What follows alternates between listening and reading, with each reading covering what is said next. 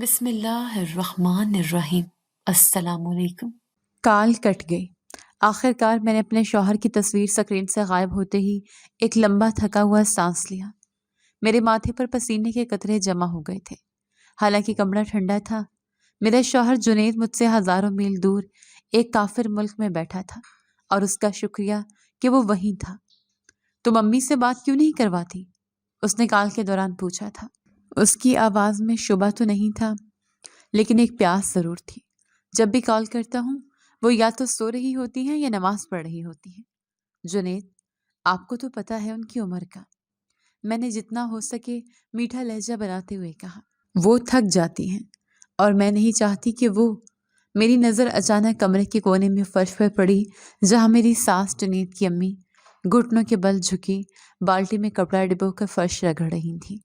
اس کی کمر جھکی ہوئی تھی، اور اس کی سانسیں اس کی محنت کی گواہی دے رہی تھیں۔ اگر جنید اس وقت اسے دیکھ لیتا… سمیرہ، تم ٹھیک ہو؟ جنید کی آواز آئی۔ ہاں، میں بالکل ٹھیک ہوں، بس آپ کی یاد آ رہی تھی۔ میں نے جلدی سے بات بدلی۔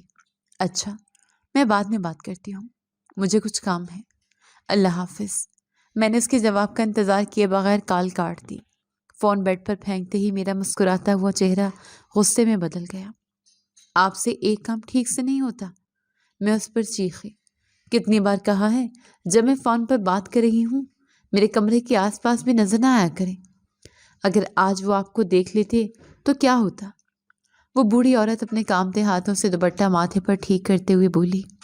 بیٹی، میں تو بس صفائی… بس کریں، میں نے اسے ٹوک دیا۔ یہ ڈرامے کسی اور کو دکھانا۔ جائیں اور میرے لیے جوس لے کر آئیں، اور ہاں، اس بار ٹھنڈا ہونا چاہیے۔ وہ خاموشی سے سر جھکا کر چلی گئی۔ میں نے بیڈ پر ٹیک لگائی اور سوچنے لگی کہ میں اس جہنم سے کب نکلوں گی۔ میں یہاں کیسے پھنس گئی؟ میں تو عیش و عشرت اور حکمرانی کے خواب دیکھتی آئی تھی۔ میرا نام سمیرہ ہے۔ میں ایک غریب گھرانے سے تعلق رکھتی تھی۔ میرے ابا ایک غریب مزدور تھے جو دن رات مزدوری کر کے ہمارا پیٹ پالتے تھے۔ ہم 3 بہنیں تھیں۔ ابا کے گھر میں ہمیشہ سے ہی غربت اور مفلسی دیکھی تھی، لیکن ہم تینوں بہنیں اپنے فیشن پورے رکھتی تھیں۔ ہمارا دل چاہتا تھا کہ ہماری اونچے گھرانوں میں شادی ہو، جہاں ہم عیش و عشرت سے رہیں اور جاتے پورے گھر پہ حکومت کریں۔ ہمیں غربت سے نفرت تھی، اس احساس کمتری سے نفرت تھی جو ہر لقمے کے ساتھ ہمارے اندر اترتا تھا۔ اور جب میری بڑی بہن کی شادی ہوئی، میری ماں نے اس سے بھی یہی نصیحت کی۔ دیکھ بیٹی، ماں نے اس کے سر پر ہاتھ پھیرتے ہوئے کہا، جاتے ہی سارے گھر کا کنٹرول اپنے ہاتھ میں لے لینا۔ ساس نندوں کو سر پر مت چڑھانا، نہیں تو تمہاری ساس تمہیں ٹکنے نہیں دے گی۔ پھر میری شادی ہوئی۔ میری شادی ایک ٹھیک ٹھاک فیملی میں ہوئی تھی۔ میرا شوہر جنید اکلوتا بیٹا تھا، جو جیسا کہ میں نے بتایا ایک عرصے سے ملک سے باہر کما رہا تھا۔ وہاں پہ اس کا اپنا کاروبار تھا اور پیسے کی ریل پیل تھی، لیکن اس کی ماں پاکستان میں ہی رہتی تھی، کیونکہ وہ اپنا ملک اور شہر چھوڑ کر نہیں جانا چاہتی تھی۔ میری شادی ہوئی تو اپنی ماں کی وجہ سے میرے شوہر نے مجھے بھی انہی ماں کے پاس ہی چھوڑ دیا۔ شادی کی پہلی ہی رات اس نے مجھے صاف بتا دیا تھا، سمیرہ دیکھو، میں تم سے پیار کرتا ہوں اور تمہیں دنیا کی ہر خوشی دوں گا، لیکن میری ایک شرط ہے، تم میری ماں کے ساتھ یہیں رہو گی۔ میں جو اس کے ساتھ باہر جانے کے خواب دیکھ رہی تھی، میرا دل ٹوٹ گیا۔ لیکن جنید، میں آپ کے بغیر کیسے؟ اس نے میری بات کاٹ دی اور بولا، ماں اکیلی ہے، ماں کو اکیلی کو میں نہیں چھوڑ سکتا۔ تم اس کا خیال رکھو گی تو مجھ پر احسان ہوگا۔ مجھے اپنی ساس پر بہت غصہ آیا تھا۔ اس بڑھیا کی وجہ سے میں اپنے شوہر کے ساتھ نہیں رہ سکتی تھی۔ میں نے آتے ہی ساس پر اپنے حکمرانی کرنا شروع کر دی۔ میں اس کی کوئی بات نہیں مانتی تھی، جبکہ ہر بات اپنے ہی منواتی تھی۔ میری ساس جو ایک خاموش طبع عورت تھی، مجھے ہر چیز پر بس مسکرا کر دیکھتی، جیسے وہ میری حرکتوں کو سمجھ ہی نہ رہی ہوں۔ وہ مجھے کبھی کسی بات پر نہیں ٹوکتی تھی۔ اس کی خاموش طبیعت اور ہر بات مان لینے کی عادت نے مجھے مزید شیئر کر دیا تھا۔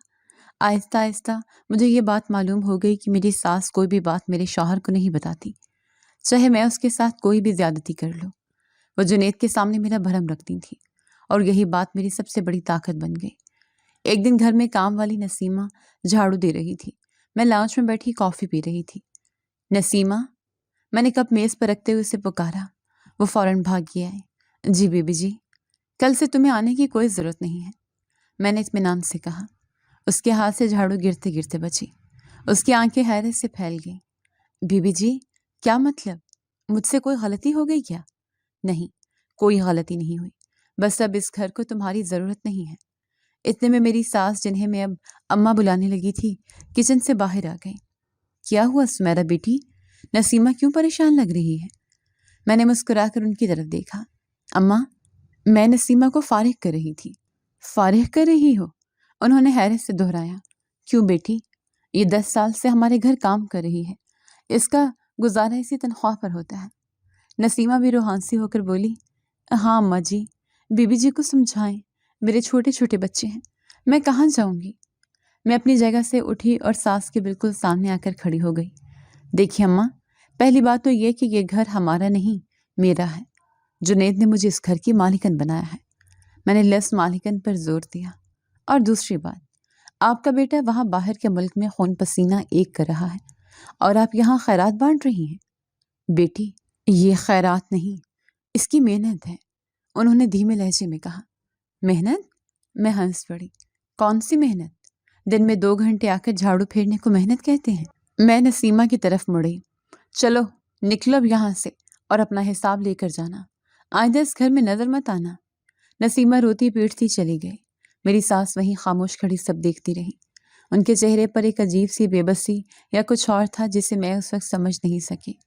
جب نسیمہ چلی گئی تو میں صوفے پر واپس آ کر بیٹھ گئی۔ اور آپ؟ میں نے ساس کو مخاطب کیا۔ آج سے گھر کا سارا کام آپ کریں گی۔ انہوں نے چونک کر میری طرف دیکھا۔ میں؟ جی آپ۔ صفائی ستھرائی، برتن، کپڑے اور سب سے بڑھ کر مزیدار کھانے۔ آخر بیٹا پیسے کما کر بھیج رہا ہے تو اس کی بیوی عیش کیوں نہ کرے؟ میں نے طنزیہ انداز میں کہا۔ میں توقع کر رہی تھی کہ وہ چیخیں گی، جنید کو فون ملانے کی دھمکی دیں گی یا کم از کم روئیں گی، لیکن انہوں نے ایسا کچھ نہیں کیا۔ وہ کچھ دیر مجھے ایک عجیب، ناقابل فہم نظر سے دیکھتی رہی، پھر دھیرے سے بولی، ٹھیک ہے بیٹی، جیسا تم کہو۔ ان کا یہ پرسکون جواب میرے لیے حیران کن تھا۔ مجھے غصہ آیا کہ وہ لڑکی ہوئی رہی۔ یہ کیسی عورت تھی جو اتنی آسانی سے ہار مان گئی؟ اور ہاں، میں نے بات جاری رکھی، جو پیسے نسیمہ کو دیتی ہوں وہی بچیں گی، آپ کے ہی بیٹے کے فائدہ ہے نا؟ انہوں نے کوئی جواب نہیں دیا، بس سر جھکا کر کچن کی طرف واپس مڑ گئی۔ اس دن سے میری زیادتیوں کی انتہا ہونے لگی۔ میں نے ان کے ذمہ صفائی ستھرائی سے لے کر کھانا بنانا تک لگا دیا تھا، اور خود میں کپڑے پہن کر، میک اپ کر کے باہر سہیلیوں کے ساتھ پارٹیاں کرنے نکل جاتی تھی۔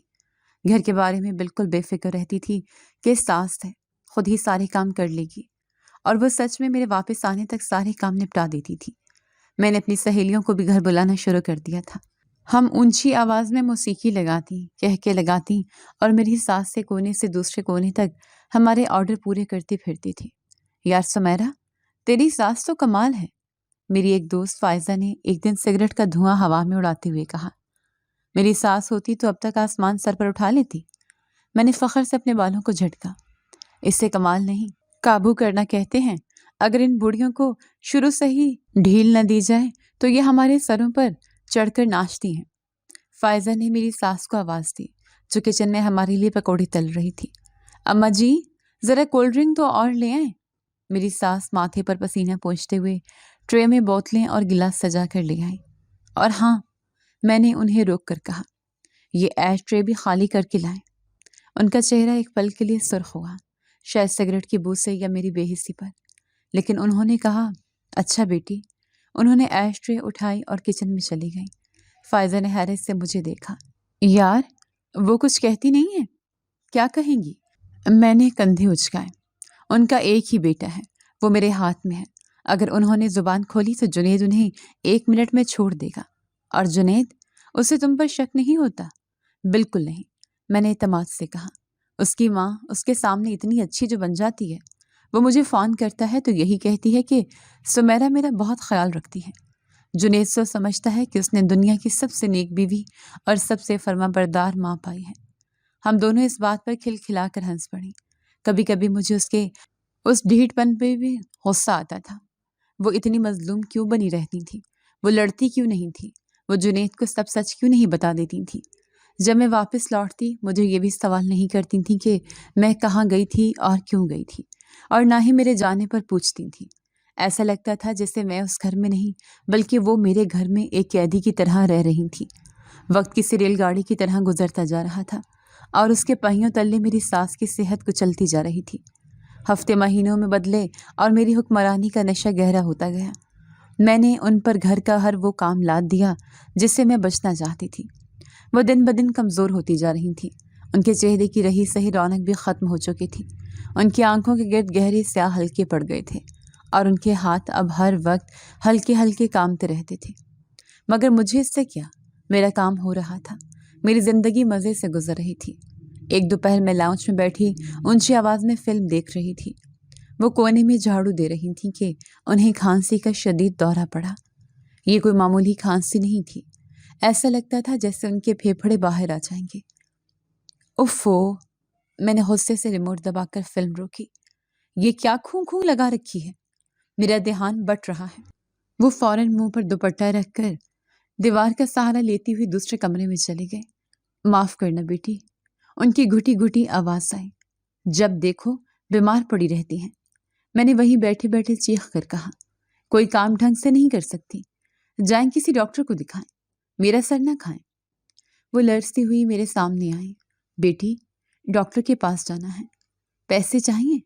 میں نے طنزی انداز میں اپنا پرس کھولا اور کچھ نوٹ نکال کر ان کی طرف پھینکے جو فرش پر گر گئے۔ یہ لے جائیں، علاج کروائیں، لیکن میرے سامنے یہ ڈرامے نہ کریں۔ انہوں نے فرش پر گرے نوٹوں کو نہیں اٹھایا، وہ بس انہیں دیکھتی رہیں۔ پھر انہوں نے مجھے ایسی نظر سے دیکھا جس میں سمجھ نہ سکی۔ اس میں غصہ نہیں تھا، التجا نہیں تھی، اس میں ترس تھا، جیسے انہیں مجھ پر ترس آ رہا ہو۔ یہ دیکھ کر میرا خون کھول گیا۔ اٹھاتی کیوں نہیں ہو؟ مفت کے پیسے برے لگ رہے ہیں؟ مجھے پیسوں کی ضرورت نہیں ہے بیٹی، انہوں نے دھیمی ٹوٹی ہوئی آواز میں کہا اور واپس مڑ گئی۔ ان کی یہ بے نیازی میرے لیے ناقابل برداشت تھی۔ اگلے دن میری سہیلی شازیہ کا فون آیا۔ سمیرا، کل کا کیا پلان ہے؟ میری کزن کی مہندی ہے، بہت بڑی پارٹی ہے، شہر کے سارے بڑے لوگ آ رہے ہیں، تمہیں لازمی آنا ہے۔ میرا دل خوشی سے اچھل پڑا۔ اوہ واہ، بالکل آؤں گی، میں نے پرجوش لہجے میں کہا۔ کون سے کپڑے پہنوں؟ نیا سوٹ جو پچھلے ہفتے لیا تھا وہ ٹھیک رہے گا؟ ہاں ہاں، وہ نیلے والا جس پر بھاری کڑھائی ہے، تم پر بہت جچے گا، شازیہ بولی۔ اچھا، میں باقی لڑکیوں کو بھی کال کر لوں، کل شام 7 بجے تیار رہنا، میں تمہیں پک کر لوں گی، لیکن اس سے پہلے پارلر بھی تو جانا ہے۔ بالکل، میں کل دوپہر کا ہی اپوائنٹمنٹ لے لوں گی۔ کال بند ہوتے ہی میں الماری کی طرف لپکی۔ میں نے وہ مہنگا کامدار نیلا جوڑا نکالا اور اسے بیڈ پر پھیلا دیا۔ میں اس کے ساتھ پہننے کے لیے جویلری میچ کر رہی تھی کہ میرے کمرے کے دروازے کے ٹھیک باہر سے پھر اسی کھانسی کی آواز آئی۔ اس بار یہ زیادہ تکلیف دی تھی۔ پھر شروع ہو گئی۔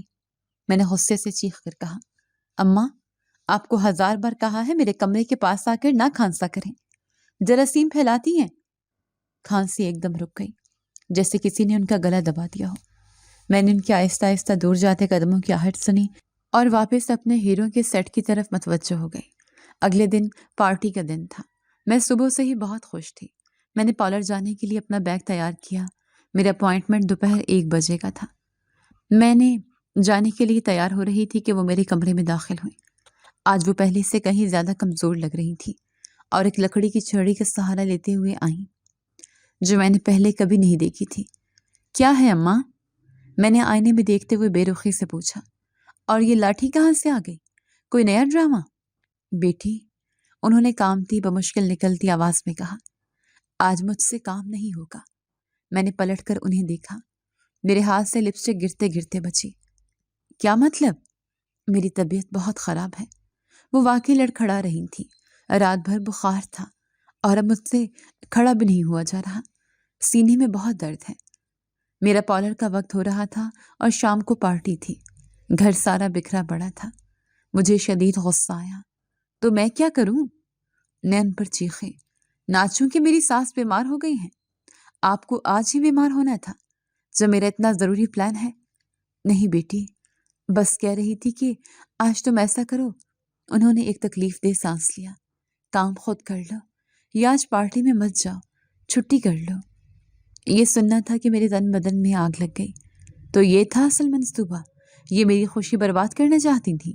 کیوں کر لوں میں کام خود؟ میں ان کے بالکل قریب آ گئی۔ کیوں نہ جاؤں میں پارٹی میں؟ کیونکہ میں بیمار ہوں۔ آپ بیمار نہیں ہیں، میں نے ان پر الزام لگایا۔ آپ جلتی ہیں مجھ سے، آپ میری خوشیوں سے جلتی ہیں۔ آپ سے دیکھا نہیں جاتا کہ میں تیار ہوں، کہ میں باہر جا رہی ہوں۔ آپ چاہتی ہیں کہ میں بھی آپ کی طرح اس گھر میں سڑتی رہوں۔ ان کی آنکھوں میں شاید زندگی میں پہلی بار آنسو آ گئے۔ سمیرا بیٹی، انہوں نے ٹوٹے ہوئے لہجے میں کہا، ایسی بات مت کرو، میں تمہاری ماں جیسی ہوں۔ ماں؟ میں زہریلی انداز میں ہنسی۔ مائیں ایسے نہیں ہوتی، آپ میری نوکرانی ہیں۔ آپ کو اس گھر میں نے کام کرنے کے لیے رکھا ہے، سمجھی؟ صرف ایک نوکرانی۔ یہ لفظ ان پر بجلی بن کر گرا۔ وہ کانپ گئیں۔ رکیں، میں نے انہیں حکم دیا جب وہ مڑنے لگی۔ یہ سب آپ کے ڈرامے ہیں اور میں ان میں نہیں آنے والی۔ میں پارلر جا رہی ہوں۔ میں نے اپنا پرس اٹھایا اور سن لیں، میں پارلر سے دوپہر کے کھانے پر واپس آؤں گی۔ میرے واپس آنے تک یہ گھر چمکنا چاہیے، دوپہر کا کھانا بھی تیار ہونا چاہیے۔ وہ خاموش کھڑی آنسو بہا رہی تھی، اور اگر میں نے واپس آ کر دیکھا کہ کام نہیں ہوا، میں نے جاتے جاتے کہا، تو مجھ سے برا کوئی نہیں ہوگا۔ وہ مجھے بغیر کچھ کہے دوبارہ سے اپنے کمزور جسم کے ساتھ کام میں مشغول ہو گئیں۔ میں نے انہیں کچن کی طرف جاتے دیکھا۔ وہ اس نئی لاٹھی کو گھسیٹتی دیواروں کا سہارا لے لے کر چل رہی تھی۔ میں پارلر سے تیار ہو کر جب شازیہ کے کزن کی مہندی پر پہنچی تو سب کی نظریں مجھ پر ہی ٹھہر گئیں۔ نیلا جوڑا واقعی مجھ پر بہت کھل رہا تھا۔ میں نے ساس کی بیماری کا خیال اپنے دماغ سے ایسے جھٹک دیا جیسے بالوں سے کوئی مٹی کا ذرا جھٹکا ہو۔ واہ سمیرا، تم تو آج کمال لگ رہی ہو۔ شازیہ نے میرے پاس آ کر سرگوشی کی۔ لگتا ہی نہیں کہ گھر پر کوئی ٹینشن ہے۔ میں نے کہہ کر لگایا، میری زندگی میں اب کوئی ٹینشن نہیں۔ ٹینشن دی جاتی ہے، لی نہیں جاتی۔ وہیں تم صبح کہہ رہی تھی کہ تمہاری ساس کی طبیعت ٹھیک نہیں۔ اس نے ادھر ادھر دیکھتے ہوئے پوچھا۔ ارے چھوڑو اس بڑھیا کو، میں نے ہاتھ جھٹکتے ہوئے کہا۔ وہ تو ان کے روز کے ڈرامے ہیں، توجہ حاصل کرنے کی۔ انہیں اچھی طرح معلوم ہے کہ اگر انہوں نے میرا پلان خراب کرنے کی کوشش کی تو ان کا کیا حشر ہوگا۔ فائزہ جو ہماری گفتگو سن رہی تھی قریب آ گئی۔ سچ سمیرا، تم نے کیا کیسے؟ میری ساس تو مجھے شام 6 بجے کے بعد گھر سے نکلنے نہیں دیتی۔ کہتی ہے شوہر گھر آنے والا ہوتا ہے اور تم آوارہ گردی کرتی ہو۔ حالانکہ میرا شوہر خود رات 12 بجے آتا ہے۔ میں نے فخر سے اپنی کرسی پر پوزیشن بدلی۔ دیکھو فائزہ، اصول پہلے دن سے طے کیے جاتے ہیں۔ میں نے آتے ہی واضح کر دیا تھا کہ اس گھر کی مالکن کون ہے۔ کیسے؟ بہت آسان، میں نے مسکراتے ہوئے کہا۔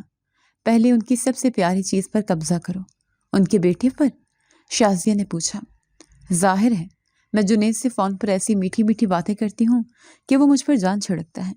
اور اس کی ماں کو میں نے یہ احساس دلا دیا ہے کہ اگر اس نے میرے معاملات میں ٹانگ اڑائی تو اس کا بیٹا اس کی شکل بھی نہیں دیکھے گا۔ لیکن وہ جنید سے تمہاری شکایت نہیں کرتی؟ کمال کرتی ہو، میں ہنسی۔ وہ اس سے ڈرتی ہیں، انہیں پتا ہے کہ میں نے جو کہہ دیا جنید نے وہی سچ ماننا ہے۔ وہ بیچاری تو الٹا جنید کو فون پر کہتی ہیں، بیٹا سمیرا میرا فرشتوں جیسا خیال رکھتی ہے۔ ہم تینوں اس بات پر کھلکھلا کر ہنس پڑیں۔ میں نے ہنستے ہوئے مڑ کر ڈانس فلور کو دیکھا جہاں لڑکیاں اونچی موسیقی پر رقص کر رہی تھیں۔ چلو بہت ہو گئی باتیں، میں نے کہا، آج کی رات میری ہے۔ میں رات گئے تک پارٹی میں ہنستی رہی، ناچتی رہی اور اپنی سہیلیوں کو اپنی کامیاب شادی شدہ زندگی کے قصے سناتی رہی۔ میں اس قدر مگن تھی کہ میرے دماغ کے کسی کونے میں بھی اس بیمار عورت کا خیال نہیں آیا جسے میں صبح موت کے منہ میں چھوڑ کر آئی تھی۔ رات کے تقریباً 2 بج رہے تھے جب شازیہ مجھے گھر چھوڑنے آئی۔ گلی میں مکمل سناٹا تھا۔ سمیرا، اندر چلی جاؤ گی؟ شازیہ نے گاڑی کا شیشہ نیچے کرتے ہوئے پوچھا۔ گپ اندھیرا ہو رہا ہے۔ ارے تم جاؤ، میں نے لاپرواہی سے کہا۔ دروازہ تو ملازمہ نہیں کھولنا ہے۔ ملازمہ؟ شازیہ نے حیرت سے پوچھا۔ نسیمہ کو تو تم نے… اوہ، میرا مطلب تھا… اماں جی، میں نے آنکھ مارتے ہوئے کہا۔ ایک ہی بات ہے، چلو کل ملتی ہوں۔ میں نے گاڑی سے اتر کر گیٹ کھولا اور اندر داخل ہوئی۔ گھر میں مکمل اندھیرا تھا، ایک بھی لائٹ نہیں جل رہی تھی۔ عجیب عورت ہے، لائٹ تک جلا کر نہیں رکھ سکتی۔ میں نے بڑبڑاتے ہوئے لاؤنج کی بتی جلائی۔ جیسے ہی روشنی ہوئی میری آنکھیں کھلی رہ گئی۔ گھر آئینے کی طرح چمک رہا تھا۔ ہر چیز اپنی جگہ پر ترتیب سے رکھی تھی۔ ہوا میں فینائل کی ہلکی ہلکی مہک تھی۔ صوفے کے کشن تک بالکل سیٹ تھے۔ میں نے اطمینان سے چاروں طرف دیکھا۔ آخر کار کام تو کر ہی لیا۔ اس کا مطلب ہے صبح وہ صرف ڈرامہ کر رہی تھی، بیماری کا بہانہ تھا۔ یہ خیال آتے ہی میرے دل میں غصے کی ایک لہر اٹھی۔ مجھ سے چالاکیاں؟ میں سیدھا اپنے کمرے میں جانے لگی، لیکن پھر نہ جانے کیا سوچ کر رکی۔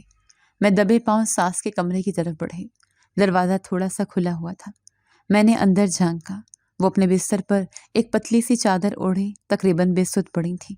ان کی سانسیں بہت ہلکی چل رہی تھیں اور بخار کی شدت سے ان کا چہرہ تمتما رہا تھا۔ وہ نیند میں کچھ بڑبڑا رہی تھیں۔ جنید، پانی، جنید۔ میں نے نفرت سے دروازے کو گھورا۔ مرتے دم تک بیٹے کا نام لے گی؟ ایک لمحے کے لیے مجھے ان کی حالت دیکھ کر عجیب سا لگا، لیکن پھر میں نے کندھے اچکائے۔ میرا کیا؟ خود ہی ٹھیک ہو جائیں گی، مجھے کیا؟ میں نے دروازہ آہستہ سے بند کر دیا۔ میں اپنے کمرے میں آئی، اپنا مہنگا جوڑا اتارا، ریشمی نائٹ گاؤن پہنا اور بستر پر گر گئی۔ تھکن بہت تھی، لیکن اب مجھے شدید بھوک ستانے لگی تھی۔ اوہ، پارٹی میں تو شور شرابے میں کچھ کھایا ہی نہیں۔ مجھے یاد آیا، میں یہ سوچ کر کچن کی طرف چلی کہ ساس نے میرے لیے رات کا کھانا بنا کر رکھا ہوگا۔ میں نے فریج کا دروازہ کھولا۔ کہاں ہے کھانا؟ میں نے چولہے کی طرف دیکھا۔ چولہا ٹھنڈا اور بالکل صاف تھا۔ میں نے پتیلیاں کھول کر دیکھی، سب خالی تھی۔ میرا دماغ گھوم گیا۔ سارا نشہ، ساری تھکن ایک دم غائب ہو گئی اور اس کی جگہ شدید جلا دینے والے غصے نے لے لی۔ اس کی اتنی ہمت! میں چیخی۔ میں نے اسے کہا تھا کہ کھانا تیار رکھے۔ میرا غصہ اس بات پر نہیں تھا کہ کھانا نہیں بنا تھا، بلکہ اس بات پر تھا کہ میری حکم عدولی کی گئی تھی۔ وہ بیمار نہیں تھی، یہ سب اس کا منصوبہ تھا۔ میرا ذہن تیزی سے کام کر رہا تھا۔ اس نے جان بوجھ کر گھر صاف کیا تھا کہ یہ ثابت کر سکے کہ وہ بیمار نہیں، اور پھر جان بوجھ کر کھانا نہیں بنایا تاکہ مجھے سزا دے سکے، تاکہ مجھے میری اوقات یاد دلا سکے۔ یہ سوچنا تھا کہ میرے تن بدن میں آگ لگ گئی۔ میں تجھے تیری اوقات یاد دلاتی ہوں، بڑھیا۔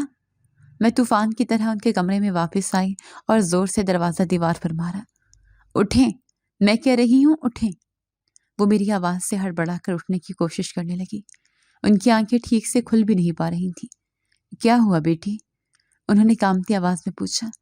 جنید ٹھیک ہے؟ جنید کو چھوڑیں۔ میں غرائی۔ میرا کھانا کہاں ہے؟ کھانا؟ انہوں نے الجھن سے دہرایا، جیسے انہیں یاد ہی نہ ہو۔ جی ہاں، کھانا۔ میں نے آپ سے صبح کہا تھا نا کہ میرے آنے تک کھانا تیار ہونا چاہیے۔ آپ نے کیوں نہیں بنایا؟ بیٹی، میری ہمت بالکل نہیں تھی۔ مجھ سے ان کی آواز آنسوں میں ڈوب گئی تھی۔ میں صفائی کر کے گر گئی تھی۔ ہمت نہیں تھی؟ میں نے طنزے کہہ کر لگایا۔ یہ پورا محل چمکانے کی ہمت تھی اور میرے لیے 2 روٹیاں بنانے کی ہمت نہیں تھی؟ یہ سب بہانے ہیں۔ آپ جان بوجھ کر مجھے بھوکا مارنا چاہتی ہیں۔ نہیں، اللہ کی قسم مجھ سے اٹھا نہیں جا رہا تھا۔ بخار۔ بس کریں یہ ڈرامے۔ میں نے آگے بڑھ کر ان کے اوپر سے لحاف کھینچ کر فرش پر پھینک دیا۔ میں آپ کی رگ رگ سے واقف ہوں۔ آپ جیسی عورتیں اسی طرح شوہروں کے کان بھرتی ہیں اور بہوؤں کو بدنام کرتی ہیں۔ میں نے جنید کو کچھ ابھی اٹھیں۔ میں نے ان کا بازو پکڑ کر انہیں جھنجھوڑا۔ ابھی اٹھیں اور میرے لیے کھانا بنائیں۔ وہ کانپتے ہوئے اٹھی۔ ان کا پورا جسم بخار سے ٹوٹ رہا تھا، لیکن میری آنکھوں میں وحشت دیکھ کر ان کی رہی صحیح ہمت بھی جواب دے گئی۔ وہ لڑکھڑاتے ہوئے بستر سے اتری، دیوار کا سہارا لیا اور آہستہ آہستہ قدم اٹھاتی ہوئی کمرے سے باہر نکل گئی۔ میں غصے سے بھری ہوئی واپس اپنے کمرے میں آ گئی۔ جب تک کھانا بنتا ہے میں جنید سے بات کر لیتی ہوں۔ میں نے سوچا بہت دیر ہو گئی ہے، وہ کال کا انتظار کر رہا ہوگا۔ میں نے کپڑے بدلے، نائٹ گاؤن پہنا اور آرام سے بستر پر لیٹ گئی۔ میں نے فون اٹھایا ہی تھا کہ جنید کی کال آ گئی۔ ہیلو، میں نے اپنی آواز میں جتنا ہو سکے پیار بھرتے ہوئے کہا۔ ہیلو جان۔ اس کی آواز آئی۔ کہاں تھی؟ میں کب سے کال کر رہا تھا۔ اف، جنید، آپ کو تو پتہ ہے پارٹی سے ابھی آئی ہوں۔ میں نے جھوٹا تھکا ہوا لہجہ بنایا اور آتے ہی بس آپ کی کال کا انتظار کر رہی تھی۔ اچھا، وہ ہنسا۔ اور امی کیسی ہیں؟ آج بات نہیں کروائی ان سے؟ میرا دل ایک لمحے کو دھڑکا۔ میں نے کچن کی طرف دیکھا جہاں سے برتنوں کی ہلکی ہلکی کھٹ پٹ کی آواز آ رہی تھی، جو اس بات کا ثبوت تھی کہ وہ بوڑھی عورت اس حالت میں بھی میرے حکم کی تعمیل کر رہی تھی۔ امی، میں نے لاپرواہی سے کہا، وہ تو کب کی سو گئی، آج کل تھوڑا موسم کی وجہ سے جلدی سو جاتی ہیں۔ اوہ چلو اچھا ہے، وہ بولا۔ میں بس ان کی آواز سننے کے لیے، خیر تم سناؤ کیسی رہی پارٹی؟ اور پھر میں تقریباً 1.5 گھنٹہ اس سے فون پر بات کرتی رہی۔ میں اسے پارٹی کی ہر تفصیل بتا رہی تھی، کون کیا پہن کر آیا تھا، میں کیسی لگ رہی تھی، اور کیسے سب لوگ میری تعریف کر رہے تھے۔ میں اس دنیا میں اس قدر مگن تھی کہ مجھے بالکل بھول گیا تھا کہ ایک بیمار لاغر وجود کچن میں میرے لیے جل رہا ہے۔ میں جنید سے ہنس ہنس کر باتیں کر رہی تھی، کہہ کے لگا رہی تھی۔ اس دوران ایک بار بھی میرے دل میں یہ خیال نہیں آیا کہ میں جا کر دیکھوں وہ عورت زندہ بھی ہے یا مر گئی۔ اچھا جان، آخر میں جنید نے کہا، اب تم سو جاؤ، تھک گئی ہوگی۔ جی بس اب سونے ہی لگی ہوں، میں نے ایک جھوٹی انگڑائی لیتے ہوئے کہا۔ چلو اللہ حافظ، امی کو میرا سلام دینا۔ ضرور دوں گی، اللہ حافظ۔ کال کٹ گئی۔ فون رکھتے ہی مجھے دوبارہ بھوک کا شدید احساس ہوا اور ساتھ ہی غصہ بھی۔ 1.5 گھنٹہ ہو گیا ہے، میں نے گھڑی کی طرف دیکھتے ہوئے کہا۔ اب تک ایک سالن روٹی نہیں بنی اس بڑھیا سے، حد ہے سستی کی۔ میں غصے میں بھری ہوئی بستر سے اٹھی۔ آج میں اسے نہیں چھوڑوں گی۔ میں تیز تیز قدم اٹھاتی کمرے سے باہر نکلی۔ لاؤنج میں اندھیرا تھا لیکن کچن سے ایک عجیب سی بو آ رہی تھی، جیسے کچھ جل رہا ہو۔ یا اللہ، میرا ماتھا ٹھنکا، اس نے کھانا جلا دیا ہے۔ میرا غصہ 7ویں آسمان پر پہنچ گیا۔ اندھی کہیں کی، ایک کام ڈھنگ سے نہیں ہوتا۔ میں بھاگتے ہوئے کچن میں داخل ہوئی اور جو منظر میں نے دیکھا اس پر ایک لمحے کے لیے میری سانس رک گئی۔ چولہے پر سالن کی پتیلی رکھی تھی جس میں سے کالا دھواں اٹھ رہا تھا۔ سالن پوری طرح جل کر کوئلہ ہو چکا تھا اور اس کی بو پورے کچن میں پھیلی ہوئی تھی، اور میری ساس وہ چولہے کے پاس فرش پر گری پڑی تھی، لیکن وہ بے ہوش نہیں تھی، وہ سجدے میں گری پڑی تھی۔ ان کا رخ قبلے کی طرف تھا اور وہ اسی حالت میں ساکت تھی۔ مجھے یہ دیکھ کر شدید غصہ آیا، میرا تو دماغ پھٹنے والا ہو گیا۔ واہ، میں چیخی، یہاں کھانا جل رہا ہے اور آپ نمازیں پڑھ رہی ہیں؟ یہ کون سا وقت ہے سجدے کرنے کا؟ میں نے اسے کھانا بنانے کے لیے کہا تھا، اس نے کھانا جلا دیا اور خود سجدے میں پڑی ہے۔ مجھے بہت غصہ آیا تھا۔ میں نے یہ دیکھتے ہی اگلے ہی لمحے ایک ناقابل تصور قدم اٹھایا۔ میں چولہے کے پاس گئی۔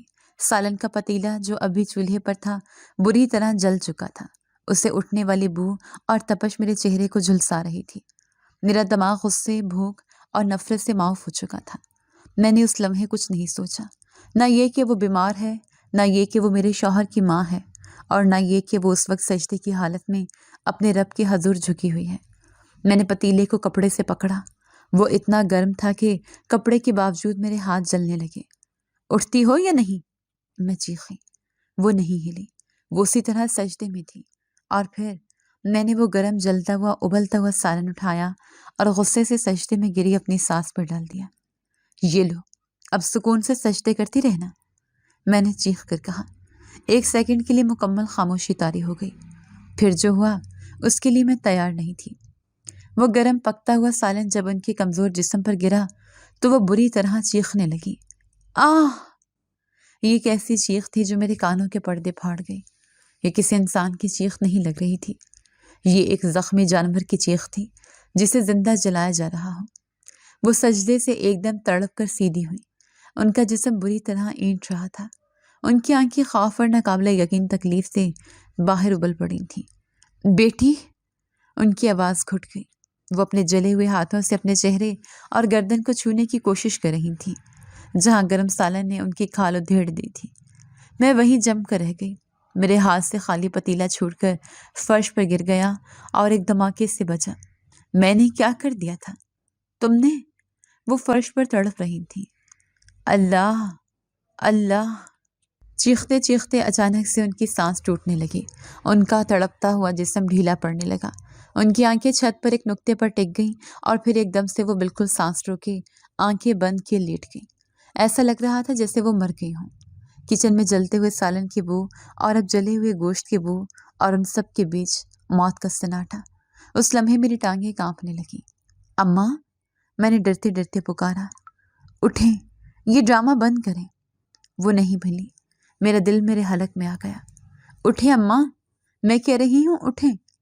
میں نے کانپتے ہاتھوں سے انہیں ہلانے کی کوشش کی۔ ان کا جسم ابھی تک گرم تھا لیکن اس میں کوئی حرکت نہیں تھی، نہ ہی ان کی سانس محسوس ہو رہی تھی، نہیں یہ نہیں ہو سکتا۔ میں دیوار سے ٹیک لگا کر وہیں فرش پر بیٹھ گئی۔ میں نے اسے نہیں مارا، یہ خود مری ہے۔ ہاں، یہ بیمار تھی۔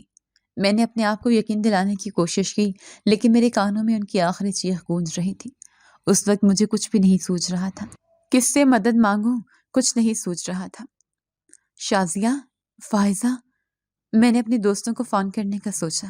نہیں، ہرگز نہیں۔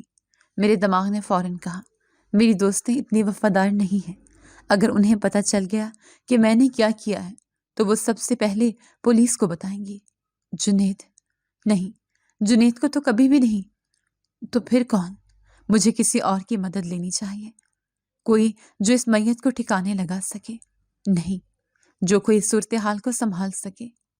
یہی سوچتے ہوئے میرے کامتے ہوئے ہاتھ فون کی طرف بڑھے۔ میری آنکھوں کے سامنے ایک نام گھوم رہا تھا۔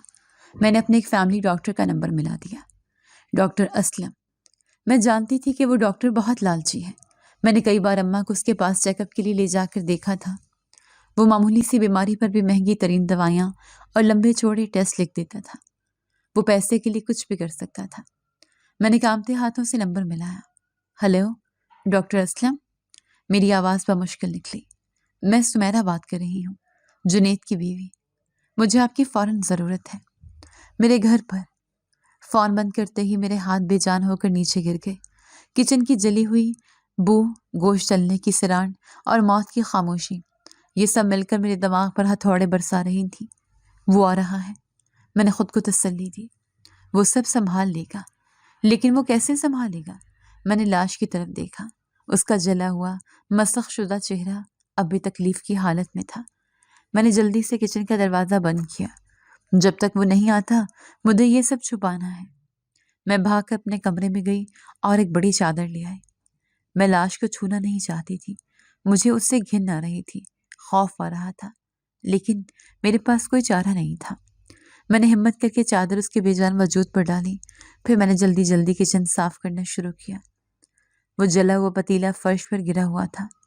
سالن میں نے سب کچھ سمیٹ کر کوڑے دان میں پھینکا۔ میں پاگلوں کی طرح فرش پر رگڑ رہی تھی کہ جلنے کا ہر نشان مٹ جائے۔ تبھی دروازے پر دستک ہوئی۔ میرا دل اچھل کر حلق میں آ گیا۔ ڈاکٹر اسلم آ گیا تھا۔ میں نے دروازہ کھولا۔ وہ اپنی چھوٹی سی میڈیکل کٹ تھامے نیند بھری آنکھوں سے مجھے گھور رہا تھا۔ سمیرہ بی بی اس وقت؟ اس نے اندر آتے ہی پوچھا۔ آپ نے کہا ایمرجنسی ہے، کون بیمار؟ اس کے الفاظ اس وقت منہ میں ہی رہ گئے جب کچن سے آتی بو اس کے نتنوں سے ٹکرائی۔ یہ فینائل اور جلنے کی ملی جلی بو تھی۔ یہ کیسی بو ہے؟ اس نے شک سے میری طرف دیکھا۔ میں اس کا بازو پکڑ کر اسے تقریباً گھسیٹتی ہوئی کچن کی طرف لے گئی۔ ڈاکٹر پلیز میری مدد کریں۔ میں نے کچن کا دروازہ کھولا اور فرش پر پڑی چادر کی طرف اشارہ کیا۔ ڈاکٹر اسلم نے چونک کر میری طرف دیکھا، پھر آہستہ سے آگے بڑھا۔ اس نے چادر کا کونا اٹھایا۔ یا خدا! اس کے منہ سے چیخ نکلی۔ اس نے فوراً چادر واپس ڈال دی۔ یہ کیا کیا تم نے؟ وہ 2 قدم پیچھے ہٹ گیا۔ اس کا چہرہ خوف سے سفید پڑ گیا تھا۔ یہ تو مر چکی ہیں۔ اس نے کانپتے ہاتھوں سے اپنا فون نکالا۔ مجھے پولیس کو فون کرنا ہوگا، یہ قتل ہے۔ نہیں، میں اس کے قدموں میں گر پڑی۔ نہیں، پلیز ڈاکٹر، ایسا مت کریں۔ میں رو رہی تھی، گڑ گڑا رہی تھی۔ پھر مجھے یاد آیا کہ یہ لالچی ہے، آنسوں سے کام نہیں چلے گا۔ میں فوراً اٹھی، اپنے کمرے کی طرف بھاگی اور وہ بریف کیس لاکر سے اٹھایا جس میں جنید کے بھیجے ہوئے لاکھوں روپے پڑے تھے۔ میں نے وہ بریف کیس لاکر ڈاکٹر اسلم کے سامنے میز پر الٹ دیا۔ نوٹوں کا ڈھیر لگ گیا۔ یہ سب آپ کا ہے، میں نے کانپتی آواز میں کہا۔ ڈاکٹر اسلم کی آنکھیں حیرت سے پھیل گئیں۔ اس کی نظر کبھی نوٹوں پر جاتی، کبھی مجھ پر اور کبھی کچن کے بند دروازے پر۔ اس سے بھی زیادہ دوں گی، میں نے التجا کی۔ جو آپ مانگیں گے، بس مجھے اس سے بچا لیں۔ ڈاکٹر اسلم نے ایک لمبا سانس لیا۔ اس کے چہرے پر خوف کی جگہ اب لالچ کی چمک آ گئی تھی۔ تم پاگل ہو گئی ہو؟ اس نے دھیمی گھٹی ہوئی آواز میں کہا۔ تم جانتی ہو تم نے کیا کیا ہے؟ یہ قدرتی موت نہیں ہے، اس کا جسم جلا ہوا ہے۔ میں جانتی ہوں، میں چیخی۔ میں جانتی ہوں مجھ سے غلطی ہو گئی، میں غصے میں تھی، میں مارنا نہیں چاہتی تھی۔ خاموش، وہ دھاڑا۔ اب چیخنے سے کچھ نہیں ہوگا۔ وہ کچھ دیر سوچتا رہا، پھر اس نے میری طرف دیکھا۔ تم مجھ سے کیا چاہتی ہو؟ میری جان میں جان آئی۔ رپورٹس، میں نے جلدی سے کہا۔ कैसे रिपोर्ट्स? ऐसे रिपोर्ट्स बना दें जो नकली हों। मैंने उसके करीब आकर सरगोशी की, जिनमें ये जाहिर हो कि ये बुढ़िया कैंसर की मरीज थी। हाँ, आखिरी स्टेज का कैंसर। वो उसी वजह से मरी हैं। ये जलने वलने का कोई जिक्र ना हो। डॉक्टर ने कुछ लम्हे के लिए सोचा। उस लम्हे मेरी जान हलक में अटक गई थी कि अगर ये डॉक्टर ना माना और उसने बात बाहर बता दी तो क्या होगा। लेकिन मैं ये भी बात जानती थी कि ये पैसे का बहुत बड़ा लालची है। ये किसी न किसी तरह मान ही जाएगा। और सच में वो मान गया। ठीक है, उसने नोटों के ढेर को देखते हुए कहा, लेकिन इस काम के पैसे बहुत ज़्यादा लगेंगे। जितने आप कहेंगे। मैंने फौरन कहा, ठीक है। वो बोला, मैं किसी को ये बात नहीं बताऊंगा कि तुम्हारी सास की मौत कैसे हुई है, बल्कि रिपोर्ट्स रेडी हो जाएंगे ताकि तुम अपने शौहर को दिखा सको कि उसकी माँ की मौत कैंसर की वजह से हुई है और यहाँ के लोगों को भी सवाल जवाबात नहीं देने पड़ेंगे। उसने अपना बैग उठाया। मुझे 1 घंटा लगेगा। मैं अपने क्लिनिक से डेथ सर्टिफिकेट और कुछ पुरानी फाइल्स लेकर आता हूँ, जिनमें मैं ये साबित कर सकूं कि उनका इलाज काफ़ी अरसे से चल रहा था। वो दरवाजे की तरफ बढ़ा और हाँ, उसने मुड़कर कहा, मेरे वापस आने तक इस लाश को उसके कमरे में पहुंचा दो। इसे बिस्तर पर ठीक से लिटा देना और इसे किचन से ये बू बिल्कुल ख़त्म हो जानी चाहिए। डॉक्टर असलम के जाते ही मैंने किचन का दरवाज़ा बंद किया और एक लंबा कामता हुआ सांस लिया। मेरे सामने अब 2 काम थे, उस लाश को ठिकाने लगाना और उस किचन से मौत की बू को मिटाना। मैंने अपने आंसू पोंछे। अब रोने का वक्त नहीं था। अब मुझे एक कातिल की तरह सोचना था। मैं घिसटती हुई सास के कमरे तक गई और वहां से एक पुरानी मोटी चादर घसीट लाई। मैं वापस किचन में आई। फर्श पर पड़ा वजूद अब महज गोश्त का एक ढेर लग रहा था। मुझे ये करना है, मैंने खुद से कहा। मैंने चादर को फर्श पर बिछाया और हिम्मत करके लाश को घसीट कर उस चादर पर डाला। उनका जला हुआ जिस्म जब फर्श से रगड़ खाया तो मेरे हलक से घुटी हुई चीख निकली। मुझे उल्टी आ रही थी, लेकिन मैंने अपने मुंह पर हाथ रख लिया। मैंने उन्हें चादर में लपेटा और फिर उस लाश को, जो मुझसे कई गुना भारी महसूस हो रही थी, घसीटना शुरू किया। मैं उन्हें उनके कमरे तक लाई और पूरी ताकत से उठाकर बिस्तर पर फेंका। उनका सर बेड के कोने से बुरी तरह टकराया, लेकिन मुझे कोई परवाह नहीं थी। मैंने उन पर लिहाफ डाल दिया, उनका जला हुआ चेहरा छुपा दिया और भागकर वापस किचन में आई। अगले आधे घंटे तक मैं पागलों की तरह किचन की सफाई करती रही। मैंने फ़िनाइल की पूरी बोतल फर्श पर उलट दी। मैंने हर वो चीज़ जला दी जिस पर सालन गिरा था। मैंने चूल्हे को इस बुरी तरह से रगड़ा कि उसकी असलियत ही बदल गई। मैं नहीं चाहती थी कि बू का एक भी ज़रा बाकी रहे। जब मुझे लगा कि मैंने हर सबूत मिटा दिया है, तभी दरवाजे पर दोबारा दस्तक हुई। डॉक्टर असलम वापस आ गया था। उसके हाथ में एक पुरानी सी फाइल और कुछ कागजात थे। उसने अंदर आते ही किचन का जायज़ा लिया। तुमने सफाई अच्छी की है, बू तकरीबन ख़त्म हो चुकी है। उसने फाइल मेरी तरफ बढ़ाई। ये लो, फाइल नंबर 4B। तुम्हारी सास रज़िया बेगम पिछले 6 महीने से मेरे ज़ेर इलाज थी। उन्हें जिगर का कैंसर था, आखिरी स्टेज। आज रात उनकी मौत हरकत कल्ब बंद होने से हुई है। मैंने कांपते हाथों से वो फाइल थाम ली। अब डॉक्टर ने घड़ी देखते हुए कहा, सबसे मुश्किल काम, अपने शौहर को फ़ोन करो। मेरे हाथ पांव ठंडे पड़ गए। अभी? हाँ, अभी, उसने सख्ती से कहा। जितना ज़्यादा रो सकती हो रोना। उसे यकीन दिलाओ कि तुम उसकी माँ के लिए कितना तड़प रही थी। मैंने फ़ोन उठाया, जुनैद का नंबर मिलाया। मेरे हाथ कांप रहे थे। जैसे उसने फ़ोन उठाया, मैंने डॉक्टर के कहने पर अमल किया। मैंने अपनी ज़िंदगी की सबसे बेहतरीन अदाकारी शुरू कर दी। जुनैद! मैंने ऐसी चीख मारी कि शायद पूरा मोहल्ला सुन ले। सुमेरा, क्या हुआ? जुनैद की घबराई हुई आवाज़ आई। तुम रो क्यों रही हो? अम्मी, अम्मी ठीक है? जुनैद, मैंने हिचकियों के दरमियान कहा। वो अम्मी हमें छोड़कर चली गई हैं। लाइन पर एक लम्हे के लिए मुकम्मल खामोशी छा गई। क्या? वो चली गई? जुनैद, मैं अकेली रह गई। मैंने ऊंची आवाज़ में रोना शुरू कर दिया। लेकिन कैसे? कब? वो तो बिल्कुल ठीक थी। मेरी कल ही तो बात। नहीं जुनैद, मैंने उसकी बात काटी। वो ठीक नहीं थी, वो बहुत बीमार थी। बीमार? कैसी बीमारी? तुमने मुझे बताया क्यों नहीं? उसकी आवाज़ में शक था। उन्हें कैंसर था। मैंने डॉक्टर की तरफ देखते हुए कहा। आखिरी स्टेज का कैंसर था। मैंने उन्हें रोका था, लेकिन वो आपको परेशान नहीं करना चाहती थी। कहती थी میرا بیٹا پردیس میں پریشان ہوگا۔ میں نے ان کا بہت علاج کروایا جنید، بڑے ہسپتال سے، لیکن آج وہ اپنی زندگی کی بازی ہار گئی ہیں۔ میں نے جھوٹ پر جھوٹ بولا اور ہر جھوٹ کے ساتھ میرا اعتماد بڑھتا جا رہا تھا۔ جنید فون پر بچوں کی طرح رونے لگا۔ میری ماں، سمیرہ، تم نے مجھے بتایا کیوں نہیں؟ میں آ رہا ہوں، میں پہلی فلائٹ سے آ رہا ہوں۔ فون بند ہوتے ہی میرے آنسو ایک دم خشک ہو گئے۔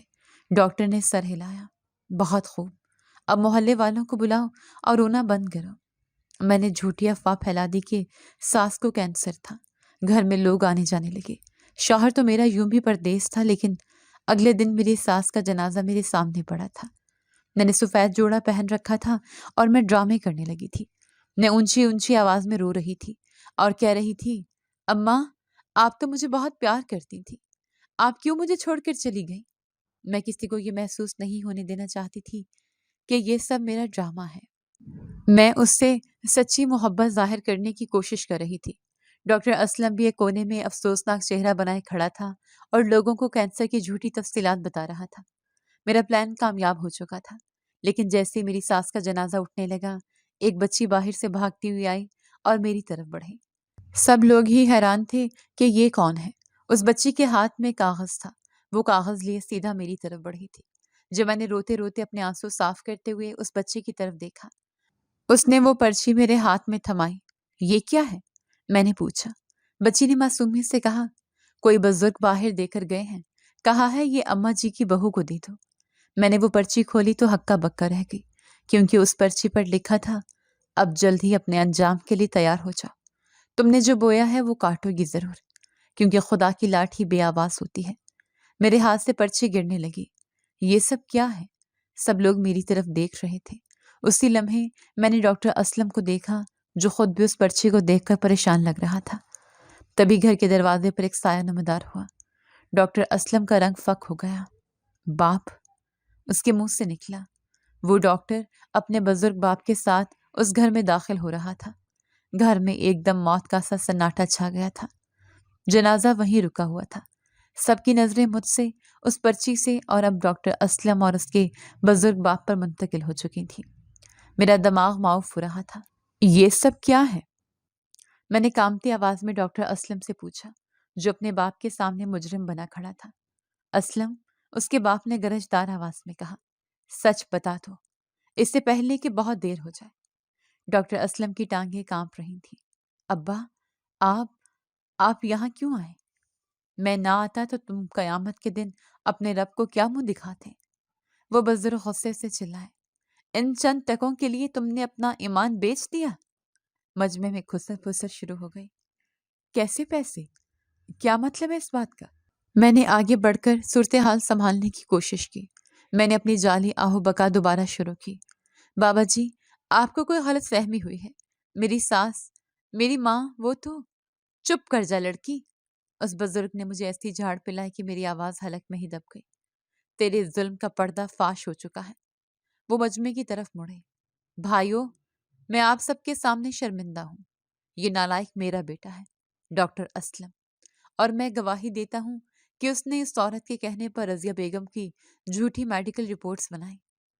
ہجوم میں جیسے ایک بم پھٹا ہو، سب لوگ سکتے میں آ گئے۔ یہ جھوٹ ہے۔ میں پاگلوں کی طرح چیخی۔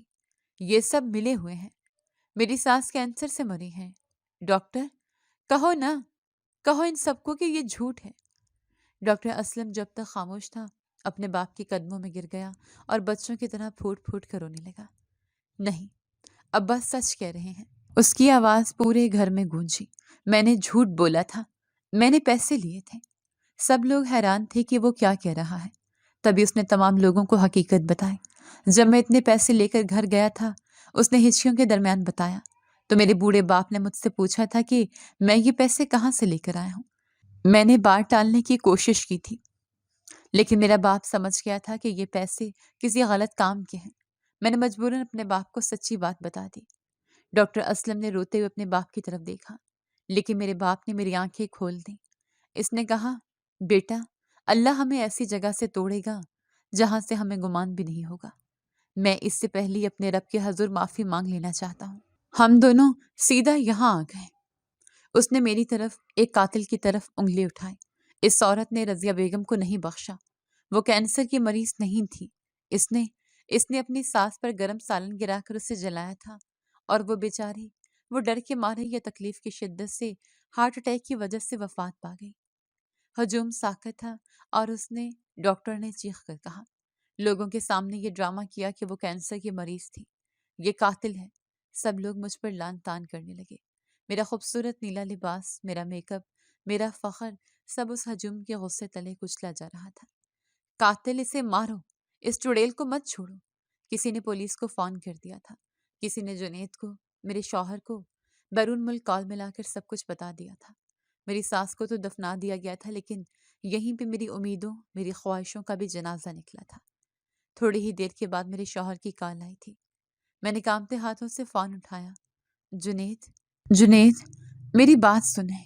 یہ سب میں نے سب سن لیا ہے سمیرا۔ دوسری طرف سے میرے شوہر کی آواز نہیں، ایک مردہ سرد لہجہ تھا۔ مجھے تم سے نفرت ہے۔ تم نے میری ماں کو مار دیا۔ میں تمہیں طلاق دیتا ہوں۔ طلاق، طلاق۔ فون کٹ گیا۔ میں طلاق کی کاغذات ہاتھ میں لیے جیل میں گئی تھی۔ میں قاتل تھی، اور قتل کی سزا لازمی ہوتی ہے۔ آج تک وہ سزا کاٹ رہی ہوں، کبھی اپنے ضمیر کے ہاتھوں اور کبھی قانون کے ہاتھوں۔ ایک منٹ دل کو سکون نہیں۔ ہر لمحہ سوچتی ہوں، میں نے ایسا کیوں کیا؟ میں نے اس بوڑھی خاموش عورت کے ساتھ ایسا کیوں کیا؟ لیکن پھر ضمیر کہتا ہے، اگر ابھی بھی تم خود کو سنوار لو تو کچھ نہیں بگڑا۔ وہ رب بھی بخشنے والا اور معاف کرنے والا ہے۔ میں اپنے اللہ سے ہر وقت دعا کرتی ہوں کہ وہ میرے گناہوں کو بخش دے۔ میں آج اس چار دیواری میں بیٹھ کر سوچتی ہوں، میری ماں نے مجھے حکمرانی کا سبق دیا تھا، لیکن یہ نہیں بتایا تھا کہ حکمرانی دلوں پر کی جاتی ہے، جسموں پر ظلم کر کے نہیں۔ اس نے مجھے ساس کو قابو کرنا سکھایا، لیکن یہ نہیں بتایا کہ وہ ساس بھی کسی کی ماں تھی، ایک انسان تھی جس کے دل میں بھی جذبات تھے۔ میں نے دولت، عیش و عشرت اور فیشن کے پیچھے بھاگتے ہوئے انسانیت کو اپنے پیروں تلے رون دیا۔ میں نے اس خاموش عورت کو اپنی انا کی بھیڑ چڑھا دیا۔ وہ خاموش کیوں تھی؟ وہ جنید کو میری شکایت کیوں نہیں کرتی تھی؟ شاید اس لیے کہ وہ واقعی مجھ سے پیار کرتی تھی۔ شاید وہ نہیں چاہتی تھی کہ ان کے بیٹے کا گھر ٹوٹے۔ وہ خاموش رہ کر، میرا ہر ظلم سہ کر اپنے بیٹے کا گھر بچا رہی تھی، اور میں اس کی خاموشی کو اس کی کمزوری سمجھ بیٹھی تھی۔ وہ سجدے میں تھی، شاید اپنے رب سے میری شکایت نہیں، میرے لیے ہدایت مانگ رہی تھی، اور میں نے اس حالت میں ان پر کھولتا ہوا سالن ڈال دیا تھا۔ آج میں اس لوہے کی سلاخوں کے پیچھے یہ سیکھ چکی ہوں کہ دنیا کی کوئی دولت، کوئی طاقت آپ کو ضمیر کے قیدی بننے سے نہیں بچا سکتی۔ میری سہیلیوں میں سے کوئی مجھ سے ملنے نہیں آیا۔ وہ پیسہ جو میں نے ڈاکٹر کو دیا تھا، وہ بھی مجھے بچا نہیں سکا، بلکہ میرے گلے کا پھندا بن گیا۔ خدا کی لاٹھی واقعی بے آواز ہوتی ہے۔ وہ ڈھیل دیتا ہے، اتنی ڈھیل کہ انسان خود کو فرعون سمجھنے لگتا ہے، لیکن جب وہ اپنی رسی کھینچتا ہے تو فرار کا کوئی راستہ نہیں چھوڑتا۔ لالچ کا انجام ہمیشہ تباہی ہے، اور ظلم کا حساب اسی دنیا میں دینا پڑتا ہے۔ جی تو دوستو، کیسی لگی آپ کو ہماری آج کی کہانی؟ اپنی رائے کا اظہار ہمارے کمنٹس باکس میں ضرور کیجیے گا، اور اگر آپ کو ہماری ویڈیو پسند آئی ہے تو کر لیجیے ہمارے چینل کو سبسکرائب، ویڈیو کو لائک اور بیل آئیکن لازمی پریس کر لیجیے، تاکہ ہر نئی آنے والی ویڈیو کا نوٹیفیکیشن آپ کو بر وقت موصول ہو سکے۔ ملتے ہیں ایسی ہی ایک سبق آموز کہانی کے ساتھ، تب تک کے لیے اللہ نگہبان۔